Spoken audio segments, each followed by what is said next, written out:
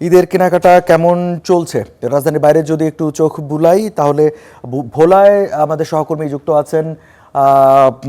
ভোলা এবং দিনাজপুর থেকে যুক্ত আছেন দুই সহকর্মী। ভোলা সহকর্মী আদিল হোসেন তপুর কাছ থেকে জেনে নিতে চাইবো যে আমি দেখতে পাচ্ছি আপনি একটি বিপণী বিতানের ভেতরে কোনো একটা শোরুমের ভেতরে আছেন। সেখানে বেচাকেনা কেমন চলছে? ঈদকে কেন্দ্র করে ক্রেতা দর্শনার্থীদের মানে উপস্থিতি কতটা লক্ষ্য করছেন? দাম কেমন সেখানে? দেখুন রঞ্জু, ঈদ মানে খুশি, ঈদ মানে আনন্দ। সেই ঈদের আনন্দ বাড়িয়ে দেয় আসলে নতুন পোশাক, সেটি ছোট কিংবা বড় সবার মাঝেই। সেই আনন্দটি আসলে উদযাপন করার জন্যই কিন্তু ক্রেতারা এখন শেষ মুহূর্তে ভিড় করছেন ভোলার বিভিন্ন শপিং মল থেকে শুরু করে বিভিন্ন মার্কেট গুলোতে। আমরা দেখতে পাচ্ছি এই মুহূর্তে একটি শপিং সেন্টার আছে, সেলরের শোরুম। এখানে ক্রেতারা তাদের পছন্দের সেই কেনার জন্য আসছেন এবং তারা এখানে পছন্দ করে ড্রেসটা কেনার জন্য এখানে এসেছেন এবং তারা এখানে পছন্দ করছেন। অন্যদিকে শিশুরা ওদের পরিবার স্বজনরা তাদের কিনে দিতে পারলে তারাও কিন্তু একরকম শিশুদের জন্য কেনার চেষ্টা করছে। আমি একটু কথা বলতে চাই, এই ঈদের এই যে কেনাকাটা করতে আসছেন, দামটি কেমন দেখছেন? দাম একটু, এখানে তো ব্র্যান্ডের জিনিস তো দামটা একটু বেশি মনে হচ্ছে আর কি। আর একটু কম থাকলে মনে হয় সবাই কিনতে পারতো। জি, জি, ধন্যবাদ। আমরা শুনছিলাম এখানকার একজন ক্রেতার কাছ থেকে, তিনি বলছিলেন যে আসলে কিছু কিছু জায়গার দাম নিয়ে তার বেশি হওয়ার কারণে তারা ঘুরে ঘুরে আসলে বিভিন্ন জায়গায় কেনাকাটা করছেন। ভোলার সদর থেকে শুরু করে ভোলার ৭টি উপজেলায় কিন্তু এই শেষ মুহূর্তে আসলে কেনাকাটা যে জমে উঠেছে এবং বিক্রেতারা বিক্রেতারা বলছেন যে এখানে তারাও এবার পসরা সাজিয়েছেন এবং যদি ঈদ রাত পর্যন্ত বেচা কিনা করতে পারে তাহলে তারাও আসলে তাদের যে লক্ষ্য সেটি পূরণ হবে।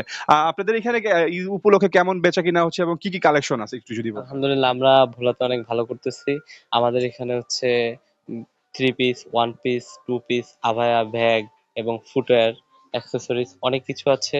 এবং হচ্ছে আমরা ইনশাল্লাহ সামনে বাকি দিনগুলোতেও ভালো করব, সবার প্রত্যাশা কামনা করছি। জি, আমরা শুনছিলাম এখানকার বিক্রেতাদের কাছ থেকে, তারাও এই বছর বেশ কিছু কালেকশন নিয়ে আসেন, বিশেষ করে মেয়েদের থ্রি পিসের ক্ষেত্রে পাকিস্তানি থ্রি পিস এবং বুর্জ খলিফা নামে একটি ড্রেস, এগুলো একদম পছন্দের শীর্ষে রয়েছেন। সেগুলোই ক্রেতারা এগুলো পছন্দ করে কেনার চেষ্টা করছেন। এবং এই আইন শৃঙ্খলা বাহিনীর কথা যদি বলতে হয়, এই যে প্রতিটি শপিং মলে তারা কিন্তু নিরাপত্তা দেওয়ার জন্য তারা কিন্তু প্রতিটি জায়গাতে মানে পুলিশের টহল রেখেছেন, আমরা দেখেছি। এবং সব মিলে বলা যায় যদি এই কোনো ধরনের সমস্যা না হয় তাহলে কিন্তু এই ঈদের যে বেচাকেনি সেটি আসলে একরকম জমে উঠবে। একটু জানিয়ে রাখি যে ভোলার চরপেশনে গতকালকে একটি অনাকাঙ্ক্ষিত ঘটনা ঘটেছিল।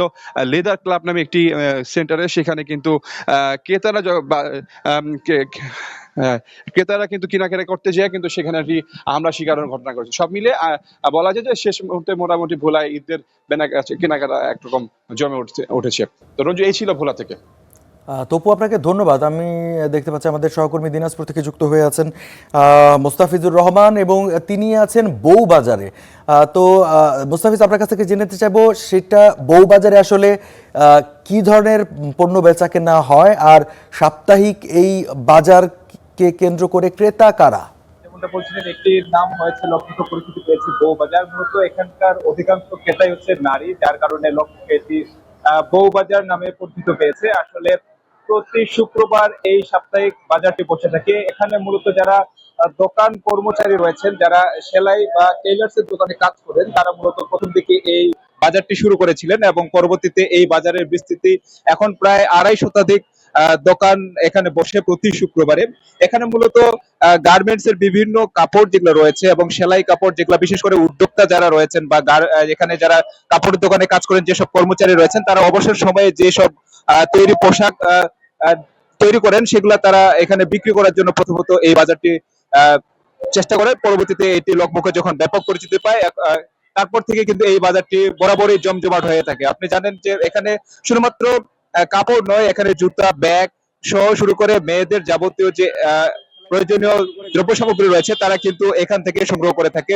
এখানে সেলাই কাপড় থেকে শুরু করে গজ কাপড় সবকিছু তারা এখানে সরবরাহ করে থাকে। এবং মোটামুটি যেহেতু শুক্রবারে বিভিন্ন মার্কেট গুলো বন্ধ থাকে, তাই যারা অন্যান্য দিনে কাপড় কেনার জন্য সময় পান না, তারা মূলত আজকের এই দিনটাকে বেছে নেন, যার কারণে প্রতিনিয়ত প্রতি শুক্রবারই কিন্তু এখানে জমজমাট একটি বাজার বসে। আজকে যেহেতু 23 রমজান, ঈদের মাত্র আর 1 সপ্তাহ বাকি রয়েছে, তাই প্রিয়জনদের জন্য তাদের যে পছন্দের কাপড়, ঈদকে আনন্দিত আরো বাড়তি আনন্দ দেওয়ার জন্য তাদের প্রিয়জনের যে কাপড় চোপড় সেটি তারা এখান থেকে ক্রয় করছেন। আপনারাও যারা সকাল থেকে মূলত এই বাজারটি বসে এবং দুপুরের জুমার নামাজের পর এই বাজারটি শেষ হয়, যদিও বা ঈদের কারণে গত কয়েকদিনের তুলনায় যে গত কয়েকটি বাজার গেছে তা থেকে বেশ ক্রেতার সংখ্যা বাড়ছে। বিক্রেতাদের সাথে আমি কথা বলেছি, তারা বলছে যে ঈদকে ঘিরে তারা বিভিন্ন ধরনের গার্মেন্টস পোশাক থেকে শুরু করে যারা এখানকার স্থানীয় উদ্যোক্তা রয়েছেন তাদের যে পোশাকের সমারোহ তারা এটি সরবরাহ করেছেন। শুধু পোশাক নয়, পাশাপাশি